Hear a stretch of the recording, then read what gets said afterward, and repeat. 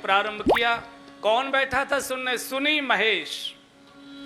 गोस्वामी जी से पूछा, पार्वती सती भी तो बैठी थी? बोले कथा में तो बैठी थी, सुन नहीं रही थी। क्या कर रही थी? बोले सोच रहे थे पिंड कटे और जल्दी चाय पिए बाहर जाके।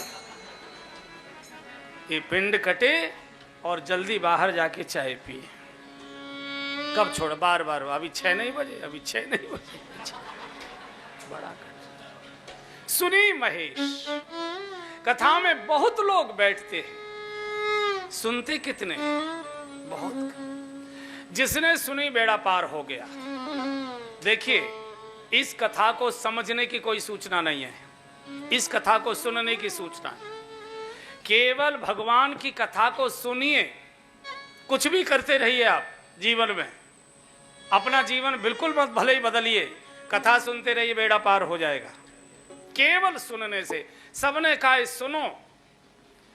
पार्वती शंकर जी कहते गिरजा सुनो राम के लीला। काकभूषण जी गरुड़ जी को कहते सुनाओ गरुड़ नायक बिहग। परीक्षित जी को शुक्रताल में बैठकर भगवान सुखदेव कहते हैं राजन सुनो, महाराज सुनो, परीक्षित सुनो। नैमिषारण्य में सूत जी सौनक जी को कहते हैं सौनक जी सुनो। ये केवल सुनने की है, केवल सुनिए, सुनने से ही बेड़ा पार होता है। भगवान श्री राम कहते लक्ष्मण सुनो, सुनो तात मन मत चितलाई। मन लगाकर इसको सुन लो। हम सुनते नहीं। और जीवन में, परिवार में जो सबसे बड़ी अशांति का कारण है वो न सुनने का है।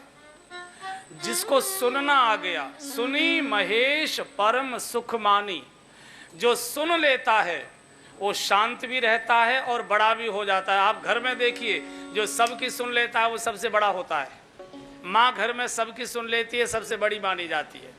जो सुन लेता है वो शांत होगा। सब झगड़ा केवल न सुनने का है। और सुनने का फायदा क्या होगा? मैं कथाओं में प्रारंभ के दिन में ये विषय बोल चुका हूँ, आपको सबको याद है। सुनने का जो सबसे बड़ा परिणाम होता है, जो कुछ हम सुनते हैं वो हमारे मन में बस जाता है। श्री हनुमान जी प्रभु चरित्र सुनिबे को रसिया, प्रभु चरित्र सुनिबे को रसिया, प्रभु चरित्र सुनिबे को रसिया, प्रभु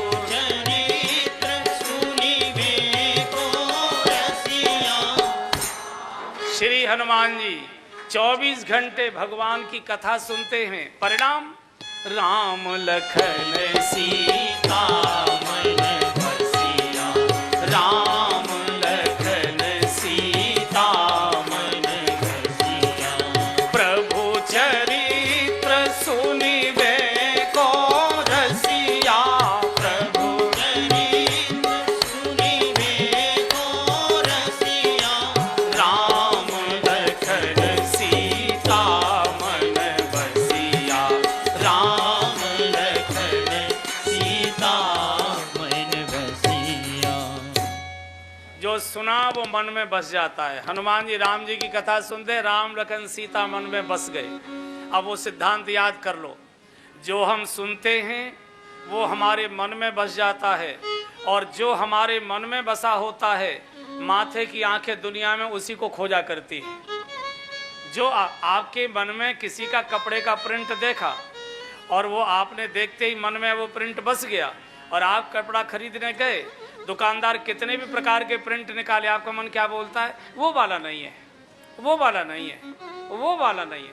तो जो हम सुनते हैं वो हमारे मन में बस जाता है, और जो हमारे मन में बसा होता है माथे की आंखें उसी को खोजा करती हैं। हम भगवान की कथा सुनते हैं, भगवान की छवि मन में बस जाती है, और उसी छवि को ढूंढने के लिए माथे की आंखें कभी वृंदावन आती हैं, कभी हरिद्वार जाती हैं, कभी काशी जाती हैं, कभी कहीं जाती हैं, कभी कहीं जाती हैं। भगवान की कथा सुनकर भगवान के दर्शन की लालसा पैदा होती है। और बंधु को जब लालसा पैदा हो जाती है, आपको चाय पीने की लालसा है, तो आप पूछते पूछते खोखा पूछ कर चले जाओगे, रिक्शे वाले से पूछोगे, रास्ते वाले से पूछोगे, और चाय पीने की लालसा नहीं है तो कोई बना के भी रख देगा तो अभी सरका दोगे। श्री राम कथा राम दर्शन की लालसा पैदा करती है बंधुओं। अब एक सिद्धांत और समझ लीजिए, अगर हमको भूख लगी है इसका अर्थ है सृष्टि में कहीं न कहीं भोजन भी है।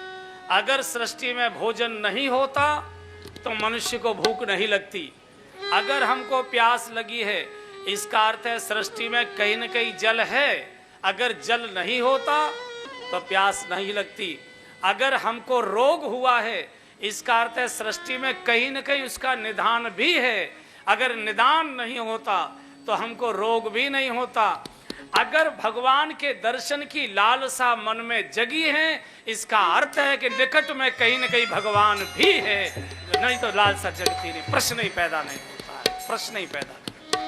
ये लालसा जगी है इसका अर्थ है आप भगवान से मिलना नहीं चाहते, उसने लालसा जगा दी, यार मैं तुझसे मिलना चाहता हूं, मैं तुझसे। आपने कई बार देखा होगा कि कई बार व्यक्ति चाहता तो है, इंतजार करता है अगर ये झूठे को कह दें तो हम सच्चे को कर लें, कह दें अगर ये झूठे को कह दे तो हम सच्चे को मान लें, ऐसा।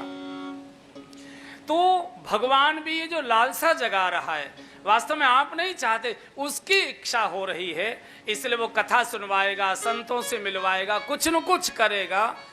बिना संत के मिले भगवंत मिलते ही नहीं है, और संत मिलाए हैं भगवान की कृपा ने, इसका अर्थ है कि भगवान हमसे मिलना चाहता है। भगवान के मिलने का सबसे सरल मार्ग है, सबसे सुगम मार्ग है भगवान के मधुर मंगलमयी कथा। शंकर जी का अब देखिए, यहाँ से राम कथा सुनी तो राम दर्शन की लालसा पैदा हो गई और यहाँ से विदा होकर चलते हैं। मुनि सन विदा मांगी त्रिपुरारी, मुनि सन विदा मांगी त्रिपुरारी, चले भवन सग दक्ष कुमारी, चले भवन संग दक्ष कुमारी। हृदय विचारत जात हर के ही विधि दर्शन हो। आगे सिद्धांत आ गया, गाओ जरा। गुप्त रूप अवतरे प्रभु, तो गए जान सबको। फिर गा लो। हृदय विचारत जात हर, हर माने शंकर जी। कथा सुनकर आए, इतनी सुंदर कथा, इतनी सुंदर कथा, इनका दर्शन कैसे हो इसका। मैंने कई बार कथाओं में आपको सुनाया है ना। विभीषण जी आगे भगवान के पास, भगवान ने पूछा विभीषण हमारे पास कैसे पहुंचे भैया? बोले आपकी कथा सुनकर। कथा सुनकर? कथा सुनकर कैसे आ गए? बोले महाराज हनुमान जी ने आपकी इतनी सुंदर कथा सुनाई, इतनी सुंदर कथा सुनाई कि मेरे मन में ये लालसा पैदा हो गई कि जिनकी कथा इतनी सुंदर है वो स्वयं कितने सुंदर होंगे। जरा चलकर एक बार दर्शन कर, एक बार दर्शन। वही हो गया। हृदय विचारत जाते हरे, के ही विधि दर्शन हो। इतनी सुंदर जिसकी कथा सुनी है उसके दर्शन कैसे हो? रास्ते में सोचते जा रहे थे, मार्ग में भगवान मिल गए। तेई समय जाए जगदीशा। भगवान जिस अभी शंकर जी को मालूम नहीं है, अब शंकर जी को तो यही मालूम है कि भगवान अयोध्या में हैं। अब ये मालूम नहीं है शंकर जी को कि इनका वनवास हो चुका है। लेकिन भगवान पिताजी की आज्ञा से पिता वचन तज राज उदासी, दंडक वन विचरत अविनाशी। इसी दंडकारण्य में मुझे तो ऐसा लगता है रावण ने सीता जी का हरण अपने लिए नहीं किया था, रावण ने सीता जी का हरण शंकर जी को भगवान का दर्शन कराने के लिए किया था। बोले गुरुजी चेला की कृपा से दर्शन कर लो, लो लीला मैं किए देता हूं, दर्शन तुम कर लो। जब शंकर जी जा रहे थे तो 3 दिन पहले रावण जानकी जी का हरण करके ले गया था, और इसी दंडक वन में भगवान रुदन कर रहे थे, हे खग मृग हे मधुकर, हे